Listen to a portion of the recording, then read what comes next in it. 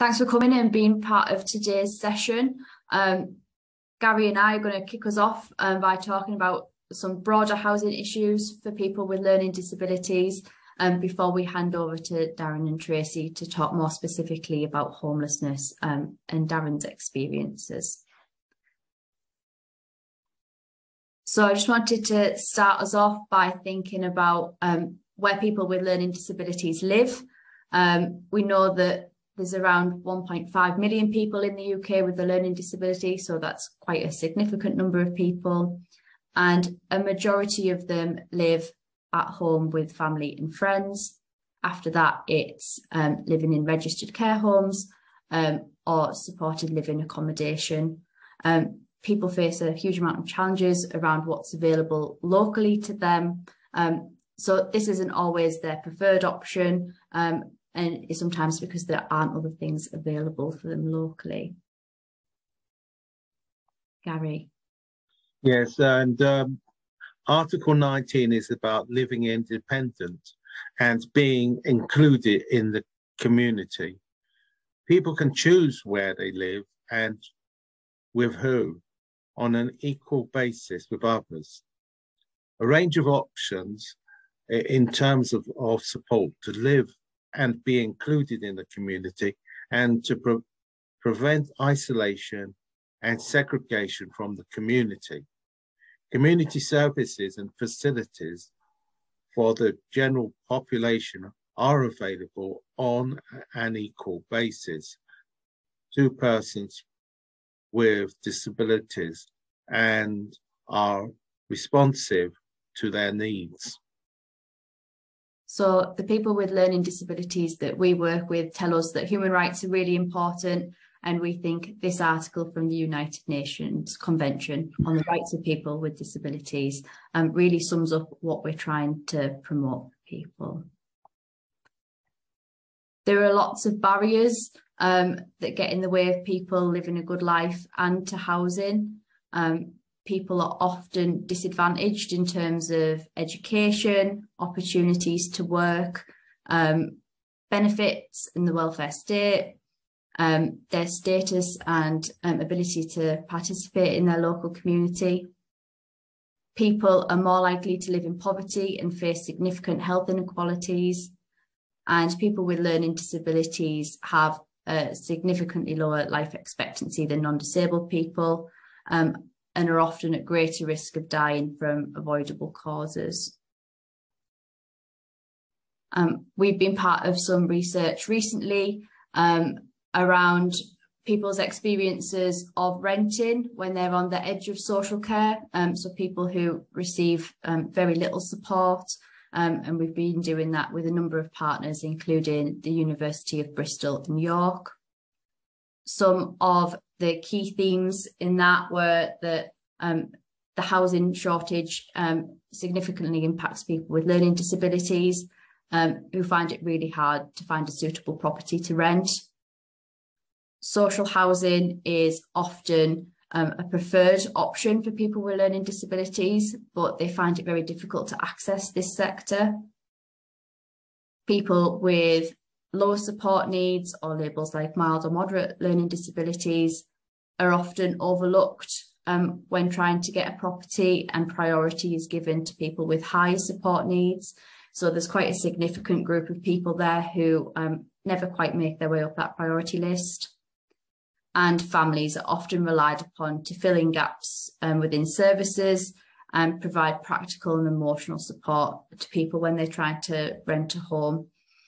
So some of those issues there are kind of go through the presentation today and things that others will be sharing. Gary. I'm also going to talk to you about good lives and building change together. It is a co-produced vision and movement for change. Building a world together where people with learning disabilities lead good lives. Learning Disability England have been working to bring people together and connect. We don't own this framework, and we want it to be used and shared far and wide. The 6 chapters, it's all made up. The contents are, chapter 1 is a home. Chapter 2 is communication and staying connected. Chapter 3 is the right support. Chapter 4 is to love and be loved. Chapter 5 is about effective voice in self-advocacy and advocacy. Chapter 6 is about employment and contribution. Self-advocates with learning disabilities ranked what mattered most to them and was needed to lead a good life. Many things were spoken about as important, but those are the top 6 which were used to form the chapters of Good Lives framework. But there probably be some new chapters coming up very soon, like health and transport. You can find the framework here and learn more about it on www.learningdisabilityengland.org.uk. So, and put Good Lives and an update in that. Thanks, Gary. We'll share that link in the chat so people can get to it easily. So we wanted to share a little bit about the home chapter with you, and people said that this is one of the most important things that they needed to live a good life, and kind of summarised by this quote by Maya Angelou about having somewhere safe we can go and be ourselves. People felt that it was really important that they had somewhere to do that. We've got this quick video of one of our self-advocates talking about the chapter. I'm going to share now. Chapter 1. At home. People said that people with learning disabilities face obstacles when it comes to finding the homes they want, or in the areas they want.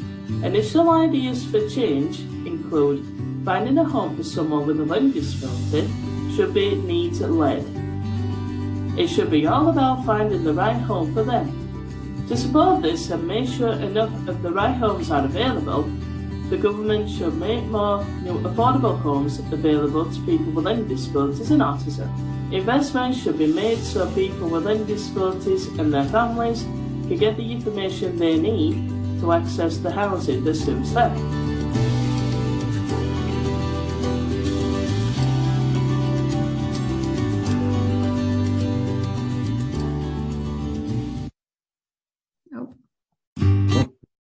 Sorry, too many buttons to click. So we're going to share some of the ideas for action and change that we can work on together. And Gary, I think you were kicking us off. Yeah, the ideas we can work on together is, for the government should create and allocate a higher proportion of new affordable homes program to new housing for people with learning disability and autism that will support needs-led housing. Government should also plan for a range of housing options, update the rent standard for social housing, and ensure stability in the welfare benefit system for tenants to maintain their home, particularly in relation to housing benefit. Thank you. For service providers, some of the actions that we were all thinking about as part of Good Lives was recognising how important having the right home is, and that needs-led housing development should be everybody's priority rather than a build and fill model. And that people's rights and security of tenure should be enshrined in everyone's planning and delivery for housing for people with learning disabilities.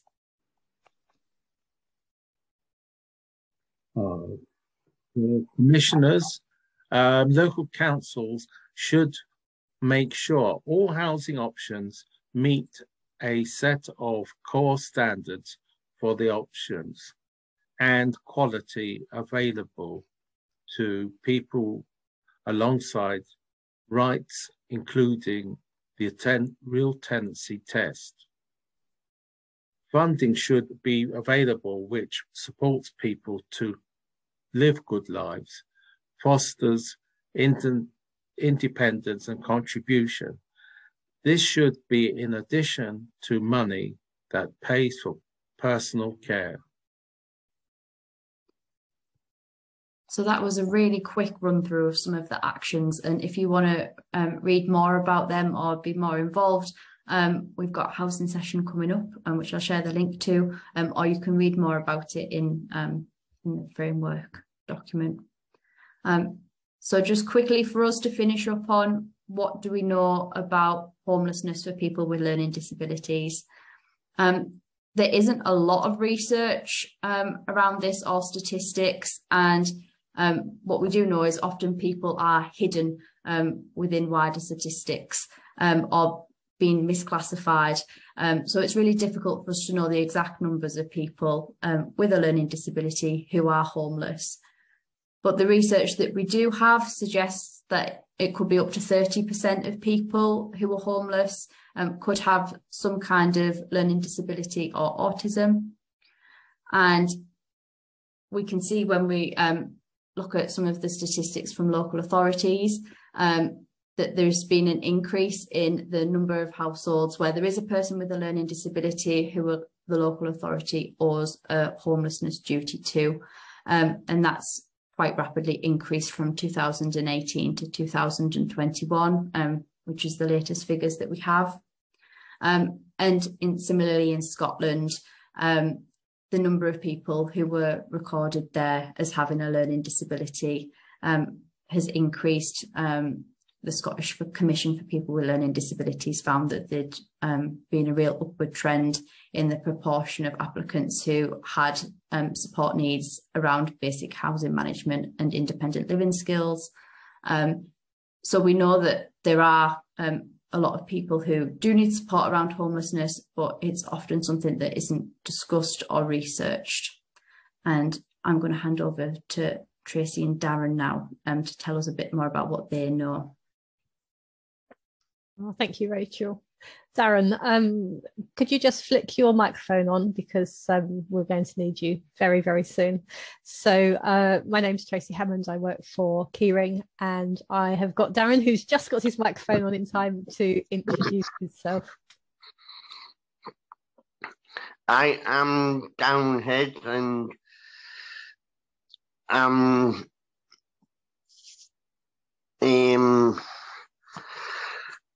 part of the Welcome to Justice group.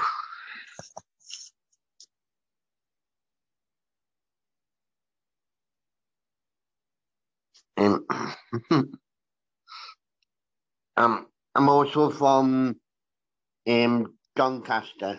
Okay. That's great, thank you. Could we have the next slide, please? Okay, so just a very quick bit about KeyRing. So KeyRing is a 30-year-old organisation now, and we support around 1,200 people in any 1 year to overcome barriers towards independence. We have a tenancy maintenance rate of around 98%, and alongside that we run a number of other projects, pieces of work. So we have a large project in Oldham, which supports people who are in financial difficulty. That's called Ancora. And we also do a lot of work supporting people who are neurodivergent in the criminal justice system. Next slide, please. So I think we have been thinking long and hard for a long time about how to support people to get and maintain a house, because that's the gateway to having a full and active life for many people in the community. And I think some of the things that we've learned is, yes, money management can be a problem, but we tend to do a lot of work around that when people first come into our services, but later it's much, much more about community living. I would suggest that people don't generally flee a tenancy due to money worries. They flee from fear or anxiety. And that's more often than not about people and wider systems. Likewise, people don't always lose tenancies. from not keeping up with the rent, although surely that's part of it. But again, it's often because they are struggling with their neighbours or their communities or their wider life. So the disadvantage and invisibility that Gary mentioned can lead to social isolation. And I also think that the 6 chapter headings will be more than amply demonstrated actually when we move on to Darron's story in a minute. What we do know is that when people have nothing to do or nowhere to turn, they are often exploited. And modern day slavery, cuckooing, gang membership can seem quite an extreme example of things. But the pathways that lead into such things are very often quite mundane until all of a sudden things are no longer mundane and there is a crisis. So I hope that Darron's story is going to bring out some of the things that have already been discussed today. So maybe have the next slide, please.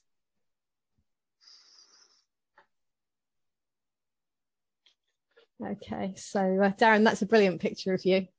We agreed that I'd give a really brief background so that Darron could really concentrate on telling his story. So Darron, you grew up in quite a stable household.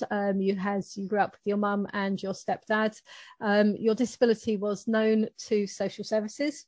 And you received support throughout your early years, went to a special school. And generally had a good and stable childhood without getting into very much trouble.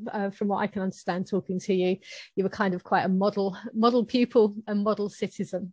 But then things didn't go quite so well when you left home for the first time. So would you like to tell us just a little bit about what happened to you then? Yes. I got my first flat, and I was in a new area and wanted to make friends and that. And I'm one of these people who used to buy his friends and what have you. And one day, when I was walking about, met up with a bloke and that, and had a drink with him and that, and then he asked us if he could come back to mine because he had no one to live. Before I know it, I bought myself a drug baron, and that's when things started going downhill. And Darron, can I just ask you, you'd been in trouble before for kind of aiding and abetting, hadn't you, for a crime that you actually didn't really know had happened, because much the same thing. You'd been befriended by some people, hadn't you? Yeah, yeah, that's okay, don't worry. But just to say that I skipped ahead, haven't I? Don't worry, there had been some warning signs. Yeah. And when you went to court for aiding and abetting, yes. Was social services involved with you? Yes. So it was known that you'd been to court, and it'd been known that you kind of got yourself into a bit of a scrape there, wasn't it? Yes. Yes. And then you actually moved out of that area for a new start. Yes. And it was at that point that when you were you bought yourself your drugs baron. Yeah. Okay, so when you bought yourself your drugs baron, how much support were you getting? None. Okay, so how did you spend your days? Just wandering about the street or wandering about town, and just seeing one day after another. Okay, so it must have seemed quite nice that somebody had stopped to talk to you and wanted to be a bit of a friend to start with. Yeah. Yeah. So what actually happened? You say he came home with you that night. Yeah. And what happened over the next few days and weeks? It was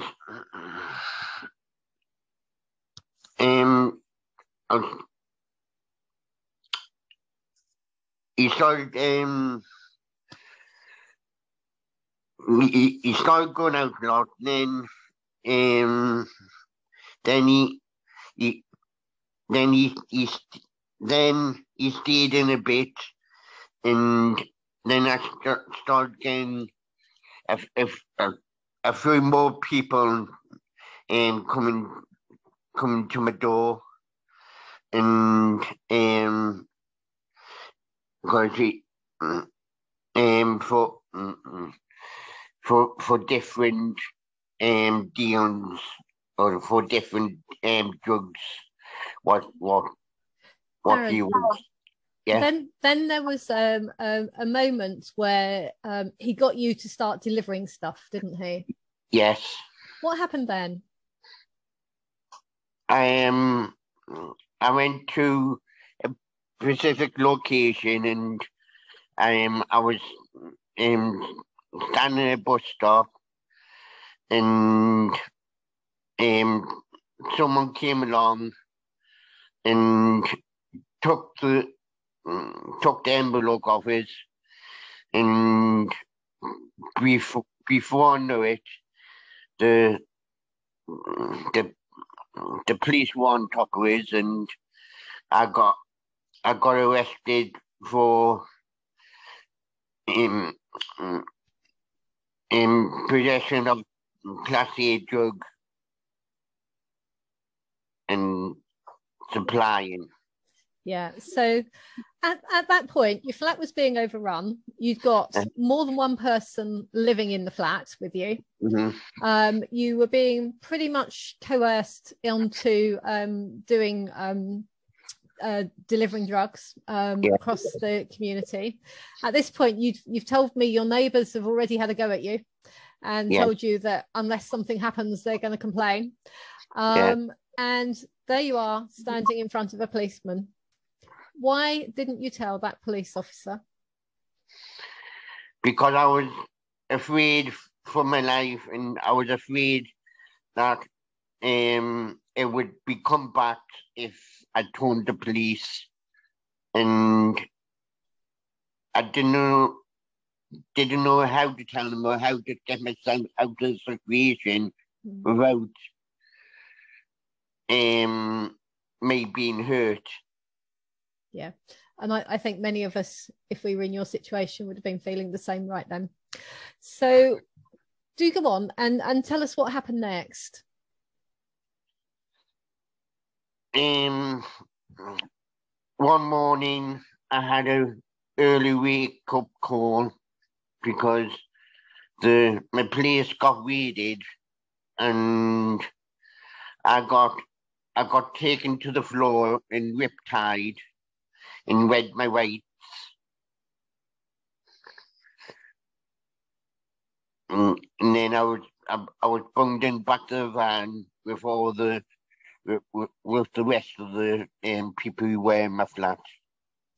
Okay, thank you. And the end result of that actually was that you were, as you say, de-arrested and released without charge. Yeah, but that was at the police station. Yeah. When the other people who were in the cells, I got told that I was bullied into it, and that I was a victim in this, and I got de-arrested for they explained to me that it was crucial that I arrest me, so they didn't know. Yeah.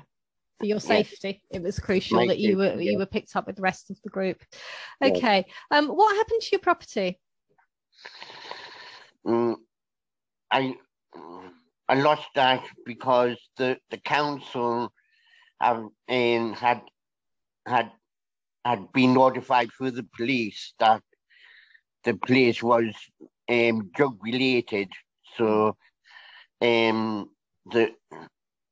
I lost my tenancy. Okay. Thank you. I think just kind of just glancing back through your story, this really illustrates a lot of the problems that people do have, which can lead to homelessness. So, as I said earlier, all of those 6 chapters, you didn't really have any way to spend your days. You were socially isolated, financial difficulties, just on benefits all the time. All of the things, the lack of support, all of the things that gets highlighted in some of the Good Lives work really comes out in your story and shows what happens when things don't go right for people. And for me, it also, there are moments in your story which really kind of shout out at me that there were moments. So when you were arrested for aiding and abetting, you were known to social services. It had been seen that you got into trouble because you had difficulty with friendships. And then when you got effectively cuckooed and coerced into drug selling, again, that was a time where people could have, there may have been an opportunity to recognise that you needed more support. However, the story ends quite well, doesn't it? What happened next? I've gone private and got a new flat in with a landlord, and then I had a caseworker, I had a community nurse, and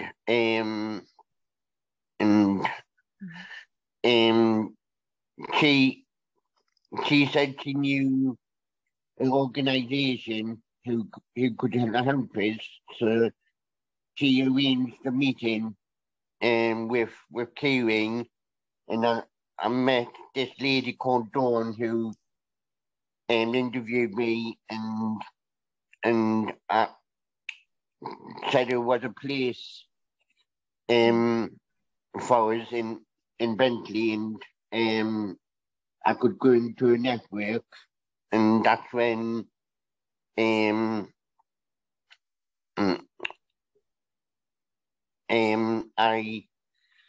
I entered KeyRing, and it became my safety net in a way, because I was in a new circle of friends and in a network, and with people who I could trust and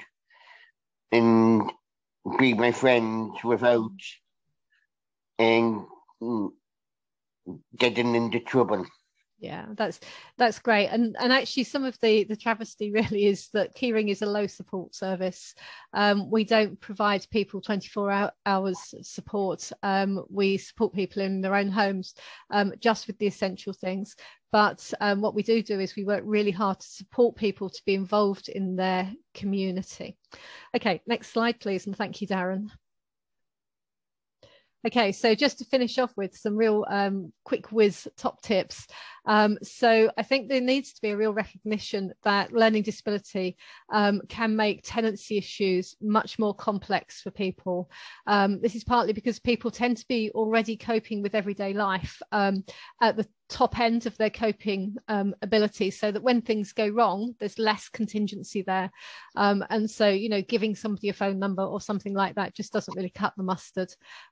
Early intervention is absolutely vital. And I think that really came through in Darron's story and in a lot of the things that Gary said previously.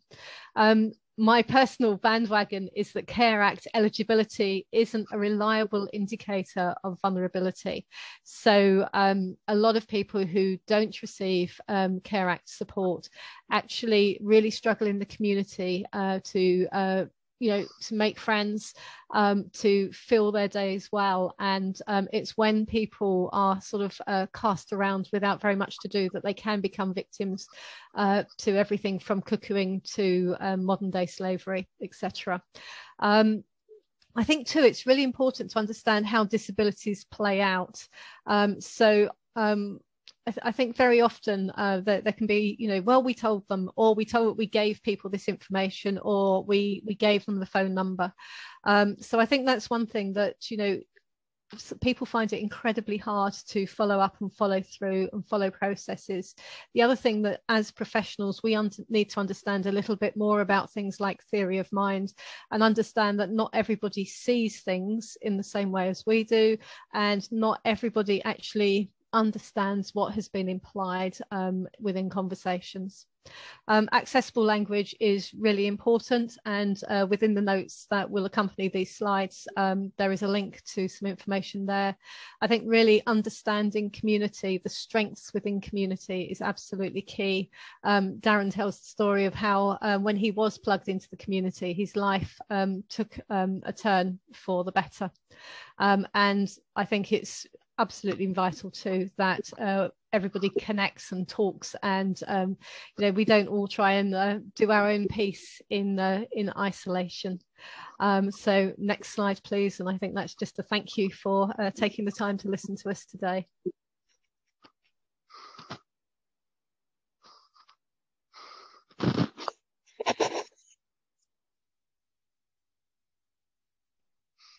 Rachel, you're on mute. Sorry everybody. Thank you, Tracy and Darron, and especially Darron, for sharing your story. I think it's really important that people hear kind of the consequences of when things don't go right. So I think we've got about 20 minutes for questions and conversations. So if people want to put those in the chat or raise their hand, you can do that along the toolbar at the bottom. We'd be really happy to start that conversation. Was there some in the chat? Let's have a look.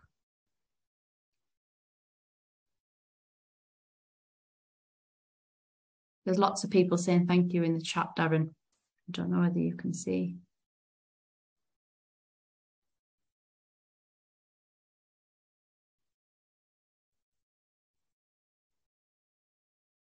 And someone has asked if the slides will be shared, and we can share those with you all after.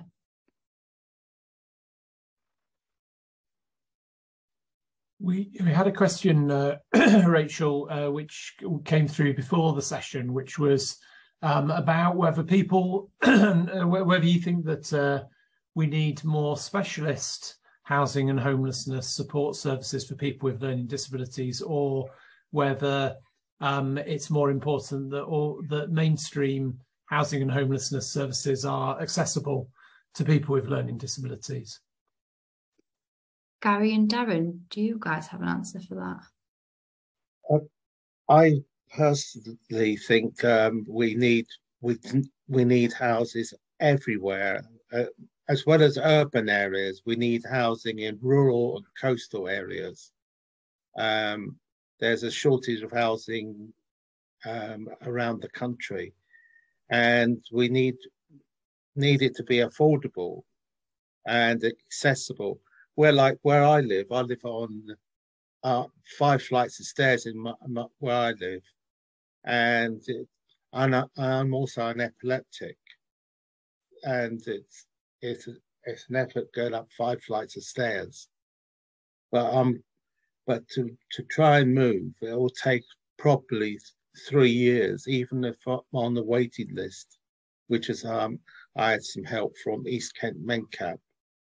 It's trying to find somewhere it's affordable and accessible, and it's also it's good for the environment, and I don't have to pay big bills, you know, for electricity. So if place had solar panels, or you know, on it, that, because I'm a bit of an environmentalist.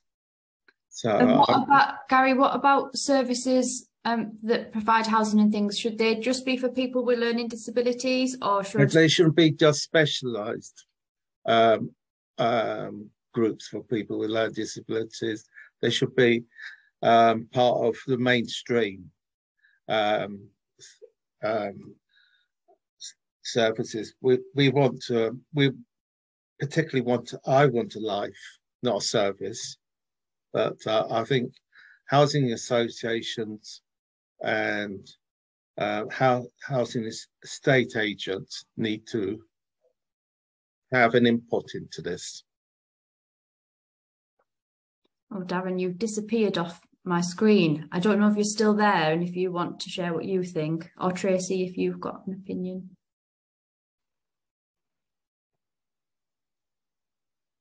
You're on mute, Tracy. Oh, sorry. Come in, Big Daz. No, I don't think he's there. Okay, so yeah, I think it's an interesting one because on balance, I think people are much better served by a general service, because people don't just come with a learning disability, people come with multiple needs, and that is better served, I believe, by a service that is well plugged into everything else. However, I do believe there needs to be additional support to draw on, and a way to recognise people who might need this additional support well before kind of like the magic 56-day figure. I think we need to recognise as well that for people with learning disabilities, the rules of engagement with the homelessness process can be very difficult. For example, a council can quite easily discharge its duty of relief if somebody is seen to not fully engage with the requirements. So if somebody doesn't attend a meeting, or if somebody doesn't bid on particular properties or bid on properties. And it can be quite difficult if somebody has a disability but isn't known, a learning disability but isn't known to the authorities, or in fact is actually cloaking, because they may not be able to read or write, they might not be able to use IT, they might have social anxiety, and nobody will know, or it's possible people won't know any of these things. And actually that person gets discharged for actually not complying. And for me, that would be a concern. So I think, yes, it needs to be a generalised service, a mainstream service, but I do think there needs to be additional support and advocacy attached. Tracy, sometimes even if services know, or people know about your condition, sometimes it's not that clear-cut, but sometimes you fall through the net because the right hand doesn't know what the left hand's doing. And sometimes you're just a number sitting on someone's desk waiting to be picked up. Yeah, you're absolutely right, Darren. And do you know what? Thank you, because in my notes, and what I didn't have the guts to say was, we think that some people don't engage when actually we've just absolutely broken their will. And that is all about systems that don't always tie up and don't work. So thank you, you are right. And I think that private landlords need help as well in this. We don't seem to touch a lot on that. And my flat is owned by a private landlord, and I think we need to be in contact with the Private Landlords Association and actually get them to come to these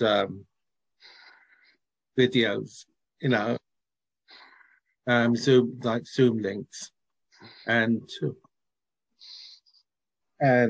discuss and listen to what they have to do, and they get them to meet people with a learning disability and autism to find out what type of housing they need. Great, thank you all. There is a question from Karen Swift in the chat, which was, were protocols within police community safety teams reviewed with regards to cuckooing after the likes of Darren's story?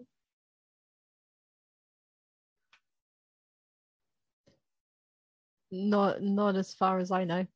Darren, did anyone talk to you about your experiences and think about how things could be done better? I don't know. I haven't been checking and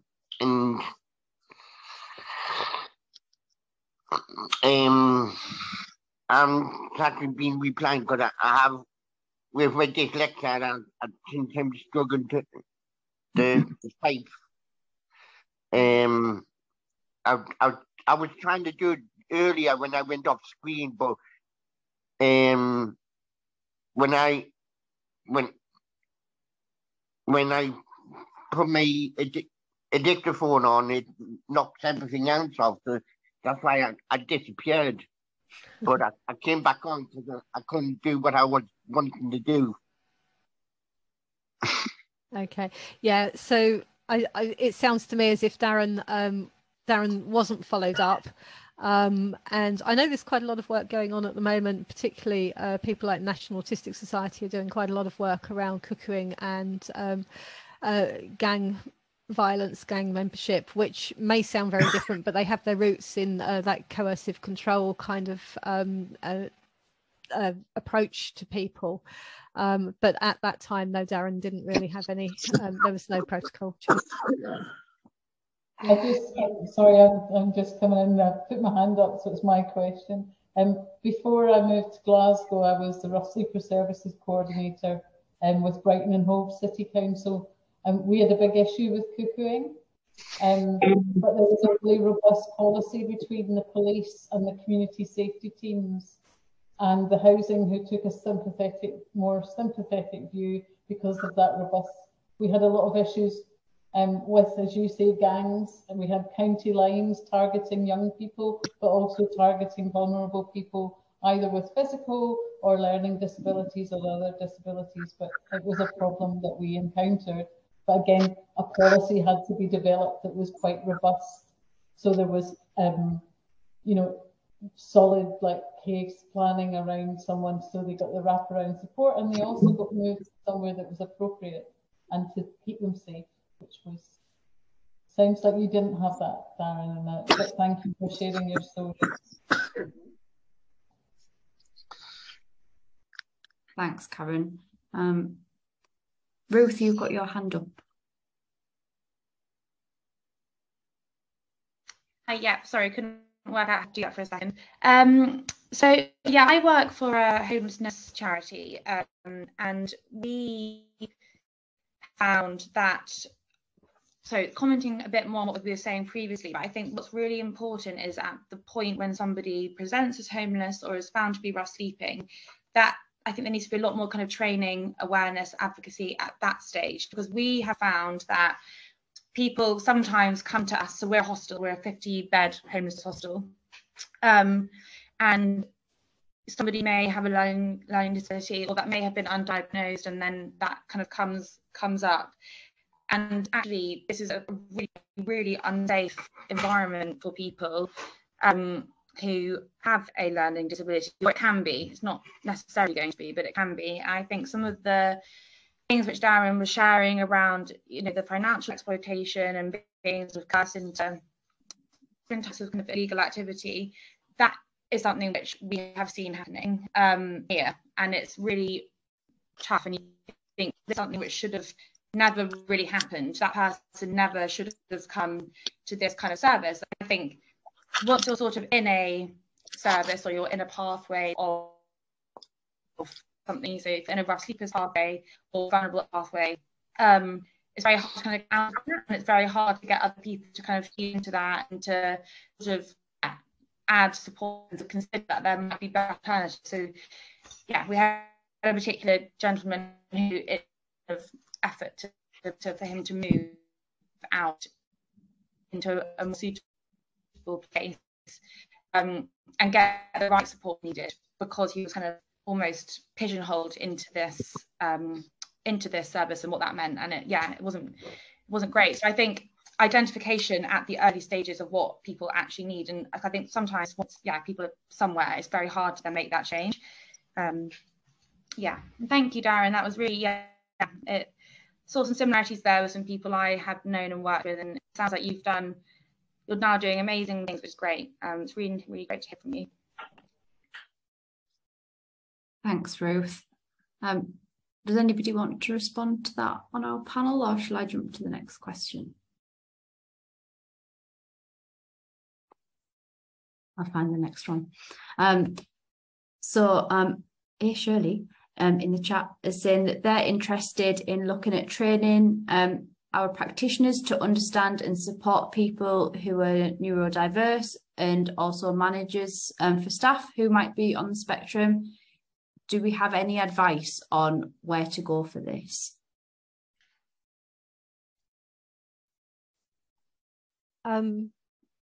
Not wishing kind of to jump in, because there's many excellent providers who could do that. However, we've spent probably for the last decade have supported training on such things to the police and criminal justice system.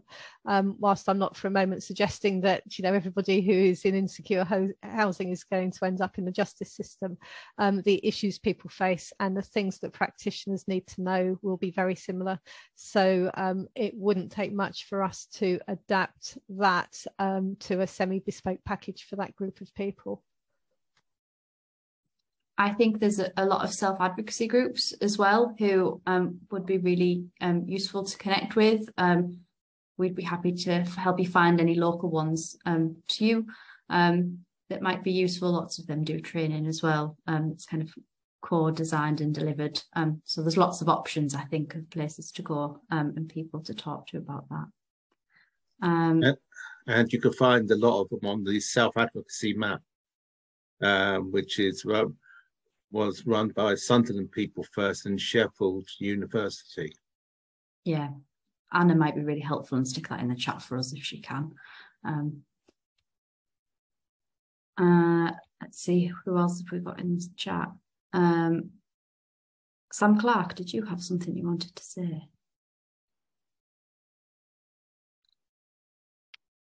I just wanted to add that, you know, what we hear from a lot of Learn Disability England members are that people's opportunities to secure their basic housing rights from leaving home or from when they kind of first become adults is often less. They have less opportunity than many non-disabled people. And I guess that's something for us all to think about when we are thinking about our contribution to this, be it as a council, as a service provider, is that there's often an assumption that people will not have their own home, will not enact their basic housing rights. And I think that's something that from Learn Disability England's point of view, we'd want us all to sort of, you know, really change our thinking on that. People, I think Gary said, I want a life, not a service or something. And actually, people want a life and a home, not a service, but we tend to place people in services. And then sometimes, like happened for Darron, things go down a certain path where it's really extreme and really terrible, and prison and homelessness and all sorts of things. And some other people end up in places that make them really unwell and really affect their mental health. And they end up, therefore, in, you know, mental health specialist units because they're so incorrectly housed, and we don't think they'll ever have anything but that service. And I say we in the broadest sense, you know, I think this is something for us all. It's a challenge for us all to think about, I guess. That's what I wanted to throw in. And I said I would come, Rachel, and not speak, and we should have both known that wasn't possible. It's impossible. Does anyone on the panel want to add to that? Oh, Sam rounded it up. We've got a couple of minutes left, so I think if there's any last questions, we can take them, or we can answer them afterwards and share them with everybody. Have we got a question in chat? I can't see any. Alex, have I missed any? I don't think we've missed any from the chat. So I think you've picked them all up, Rachel. Oh, great. I wonder if we round up there then. We've got a session in a couple of weeks thinking about good lives in housing. So if any of you would like to come to that to kind of continue this conversation, we'd love to have any of you join us. I've just stuck it in the chat, so you might have to scroll up a couple of comments, but it's there. But otherwise, thank you very much, Darron and Tracy, for joining us today. And thank you to Mayday Trust for having us. Yeah, thank you to you all, Rachel, for chairing, and everybody's put a huge amount of work into preparing and putting on this session. So we're really grateful. We've got another New System Alliance session coming up on women's experience of homelessness, and hopefully we'll see you at that one as well. But thanks to our partners here, it feels like a conversation we need to continue. Thank you for inviting me. Thanks, Darren. You're amazing. Really appreciated it. I hope you could see all the thanks from people in the chat. Yep. Thank you.